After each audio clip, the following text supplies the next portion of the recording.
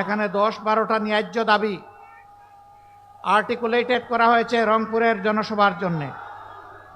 এর মধ্যে 1 নম্বর দাবি হচ্ছে বাংলাদেশের বুকে আমরা চিরতরে ফ্যাসিবাদ নির্মূল করতে চাই, নির্মূল হয়েছে দেখতে চাই।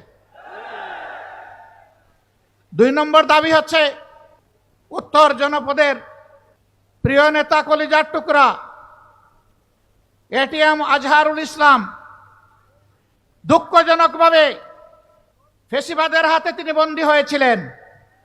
এখন তিনি বন্দী কেন, জনগণ তা জানতে চায়। কবে তিনি মুক্ত হবেন, জনগণ তা শুনতে চায়। আমরা অনুরোধ করব তার বিষয় নিয়ে কেউ ধানাই পানাই করবেন না। সসম্মানে আমাদের বুকে ফিরিয়ে দিন। বাকি জীবন অতীতের মতো তাকে জনগণের জন্য কাজ করতে দিন।